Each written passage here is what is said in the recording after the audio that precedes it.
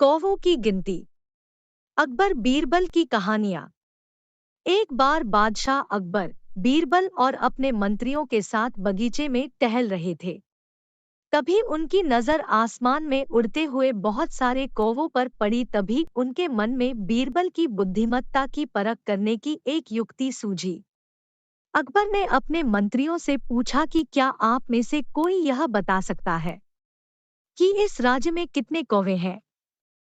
बादशाह यह अटपटा सा सवाल सुनकर सभी अचंभित हो गए और कहने लग गए कि जनाब, कौवों की सही संख्या बताना तो मुश्किल होगा। फिर बादशाह बीरबल की तरफ देखते हुए बोले, बीरबल, क्या तुम्हें इस प्रश्न का उत्तर पता है? इसके जवाब में बीरबल ने कहा, हुजूर, मुझे एक दिन का समय दीजिए। मैं आपको कल कौवों की संख्या बताऊंगा। यह सुनकर अकबर ने बीरबल को एक दिन का समय दे दिया। अगले दिन बीरबल दरबार में पहुंचे। उनके पहुंचते ही अकबर ने उनसे कौवों की कुल गिनती के बारे में पूछा।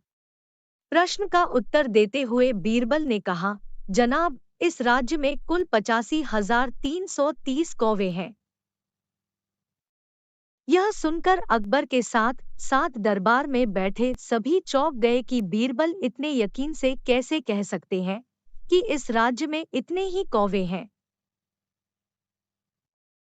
इस पर अकबर ने बीरबल से पूछा, यदि तुम्हारे की हुई गिनती से कौवे की संख्या ज्यादा हुई तो? इस पर बीरबल ने कहा, हुजूर, यह भी तो संभव है कि यहाँ रह रहे कुछ कौवों के रिश्तेदार उनसे मिलने आए हो, तो इस अवस्था में कौवों की संख्या ज्यादा हो सकती है। यह सुनकर पुनः अकबर ने बीरबल से पूछा, यदि तुम्हारे की हुई गिनती से कौवे संख्या कम हुई तो?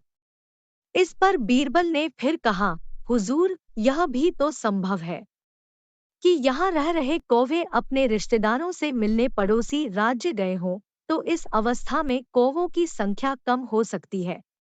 अपने अटपटे सवाल पर बीरबल का चतुराई भरा उत्तर सुनकर बादशाह को बहुत खुशी हुई। इस कहानी से मिलने वाली सीख।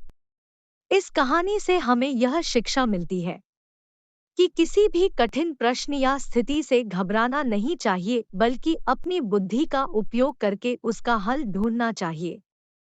Please like, share and subscribe this channel, MG Moral and Motivational Stories.